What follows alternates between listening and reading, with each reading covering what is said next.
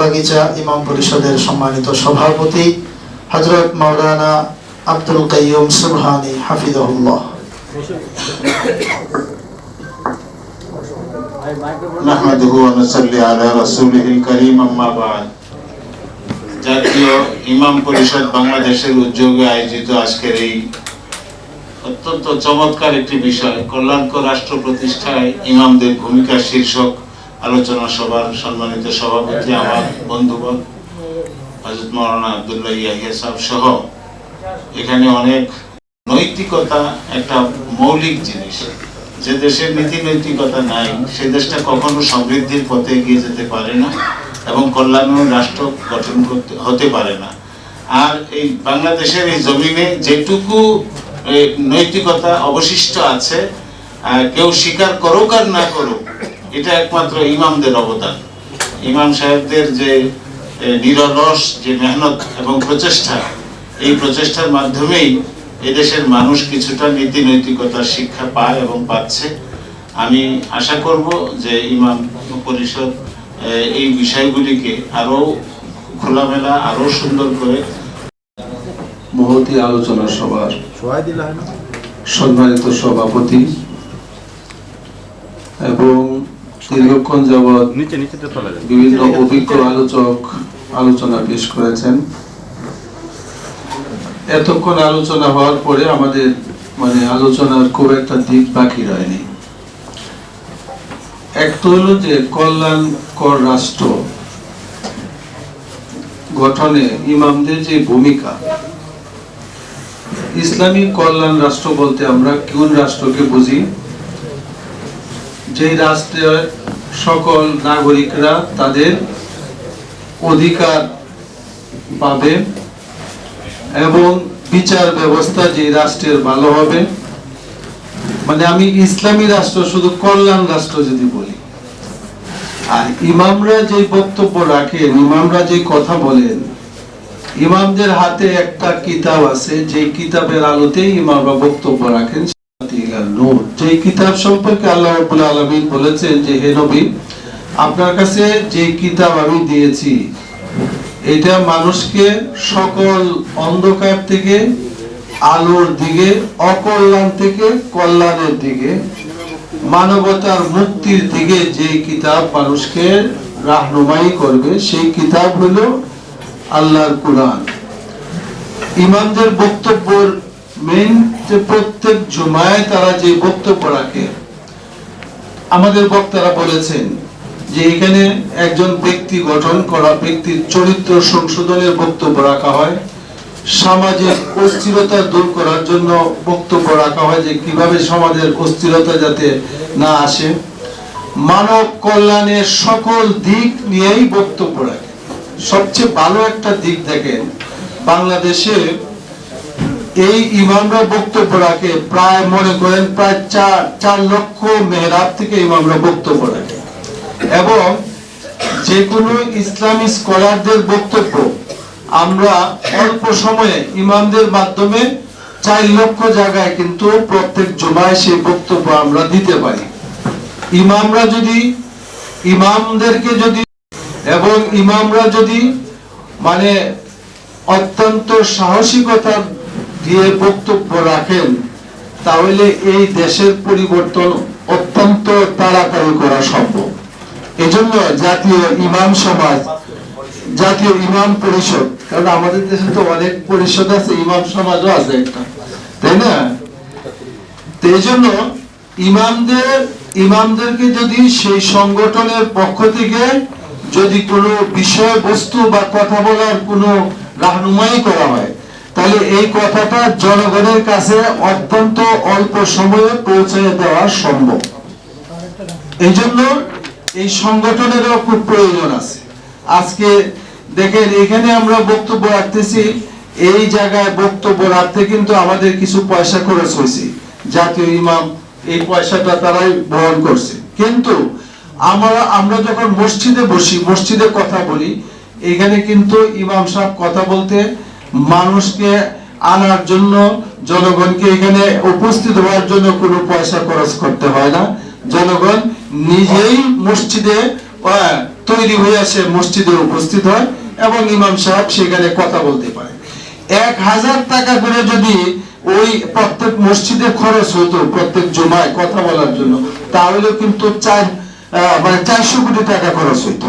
সেই টাকাটাও কিন্তু খরচ হয় না, 400 কোটি টাকা খরচ হয় না। এখানে ইমামরা বক্তব্য দিতে পারে যে সমাজে ভালো এবং কল্যাণকর মানুষের চারিত্রিক পরিশুদ্ধতা যতটুকু আছে সমাজের মধ্যে, এটা ইমামদের এই বক্তব্যের কল্যাণে। ইমামরা যদি বক্তব্যটা রাখতেন তাহলে সমাজে সবাই ঘুষখোর হয়ে যেত। ঘুষখোর আছে কিন্তু সবাই কিন্তু ঘুষ খায় না, এবং অন্যায়কারী আছে কিন্তু সমাজের সবাই অন্যায় করে না। এটার কারণ হলো এটা যে সুন্দর কথা মসজিদের এই মিম্বার থেকে প্রত্যেক জুমায় যে আমরা শুনি, কিছু না কিছু লোক কিন্তু সেই কথার উপরে তারা অবশ্যই আমল করেন। সুতরাং আমরা মনে করি যে ইমামদের অত্যন্ত বড় ভূমিকা এই সমাজ পরিবর্তনের জন্য এবং একটা আদর্শ সমাজ গঠন করার জন্য, কল্যাণ রাষ্ট্র গঠন করার জন্য। ইমামরা আজকে ইসলামী রাষ্ট্রের কথা শুনলে এখন পর্যন্ত আমাদের মিডিয়াগুলো ভয় দেখায়, অনেককে জিজ্ঞেস করে আপনারা ক্ষমতায় গেলে শরীয়তের আইন কিন্তু কায়েম করে ফেলবেন কিনা। মানে বোঝায় এটা যে শরীয়তের আইন কায়েম করলে এটা মানুষের জন্য মহা একটা বোঝা হয়ে যাবে, এটা মানুষের জন্য অকল্যাণকর হয়ে যাবে। আরে ভাই, শরীয়তের আইন যদি প্রয়োগ হয়, শরীয়তের আইন যদি সমাজে থাকে, তাহলেই তো সমাজ সুশৃঙ্খল হবে। আজকে যেই অস্থির সমাজ এবং সামাজিক বিভিন্ন ব্যাধি নিয়ে পুলিশ, র্যাব সহ অন্যান্য বাহিনী কাজ করে, তাদের কিন্তু এই কাজ করতে হইতো না, অনেকটা কমে যেত। সুতরাং আমি মনে করি যে এই সমাজকে পরিশুদ্ধ সমাজ করার জন্য, ভালো সমাজ গড়ার জন্য এবং কল্যাণ রাষ্ট্র প্রতিষ্ঠার সংগ্রামে সবচেয়ে অগ্রণী ভূমিকা ইমামদেরকে রাখতে হবে।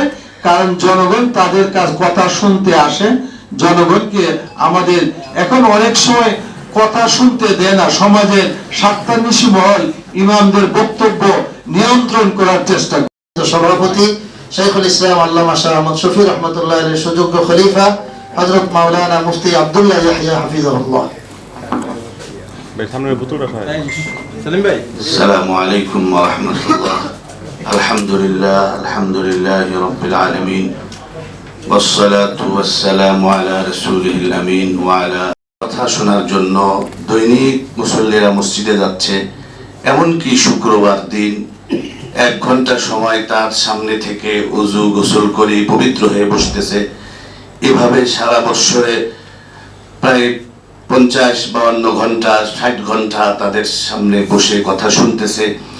তো যার কারণে একজন ইমামের বক্তৃতা শ্রবণ করার পরে একজন মুসল্লির ভেতরে যেমন সুদের প্রতি, ঘুষের প্রতি, দুর্নীতির প্রতি, অন্যায়, জুলুম, নির্যাতনের প্রতি যে ঘৃণা সৃষ্টি হচ্ছে, এটা অবদান একমাত্র ইমামদের। একজন ইমাম সে যদি চায় তো একটা কল্যাণময় রাষ্ট্র গঠন করতে পারে, কিন্তু বাধা কোথায়? বাধা কিছু পাবলিক এবং রাষ্ট্র। ইমামকে নির্দিষ্ট আঙ্গিকে কথা বলার জন্য তাদেরকে প্রেসক্রিপশন করা হয়।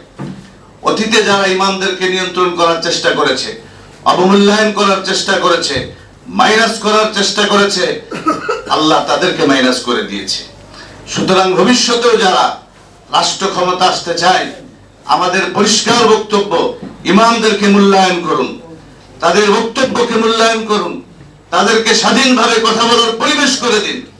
আজকে টানা করে বিভিন্ন ভাবে তাদেরকে হেনস্থা করা হয়। সভা থেকে পরিষ্কার বলতে চাই, কল্যাণময় রাষ্ট্র গঠনের জন্য ইমামদেরকে সুযোগ সুবিধা দিতে হবে। আজকে ইমাম সাহেবরা সুযোগ সুবিধা থেকে তারা অনেকটা দূরে আছে, সুবিধা বঞ্চিত। আমার আগের অনেক বক্তারা বলেছে, সত্যিকার অর্থে একজন ইমাম যদি সুন্দরভাবে সে তার ব্যক্তিগত জীবন, পারিবারিক জীবন চালাতে পারে, তখন সে সমাজ রাষ্ট্র নিয়ে সুন্দরভাবে চেষ্টা করতে পারে। এর জন্য আমি কথা লম্বা করব না। আজকের এই অনুষ্ঠান থেকে আরেকটা কথা বলতে চাই, সেটা হলো মসজিদ ভিত্তিক যে মক্তব চালু আছে, এটাকে আরো জোরদার করতে হবে, এটাকে আরো গুরুত্বের জায়গায় দিতে হবে। সাইনবোর্ড সর্বস্ব করলে হবে না। সেখানে সত্যিকার অর্থে যারা ইমাম, যারা আলেম, যারা সত্যিকার অর্থে আলেম, তাদেরকে দিয়ে, ইমামদেরকে দিয়ে এই মসজিদ ভিত্তিক মক্তবগুলি পরিচালনা করা এবং সেটাকে আরো সুরক্ষা দেওয়া, আরো সুন্দর করা। আল্লাহ রাব্বুল আলামিন তৌফিক দান করুন। আর একজন ইমাম সে কখনই তার মুসল্লির সন্তানদের এই 90% মুসলিম অধ্যুষিত এই এলাকায় সেই বাচ্চাদের তারা গান শিখাতে পারে না। আমরা আমাদের বাচ্চাদের গান গাওয়াইতে পারবো না। মুসলিম অধ্যুষিত এই এলাকায় প্রত্যেকটা গ্রামে প্রত্যেকটা মসজিদের সাথে যেইভাবে ইমামরা আছে ঠিক ওইভাবে প্রত্যেকটা স্কুলে ধর্মীয় শিক্ষক নিয়োগ দিতে হবে, কোরআনের শিক্ষক নিয়োগ দিতে হবে। আল্লাহ রাব্বুল আলামিন আমাদের তৌফিক দান করেন। কষ্ট করে আসার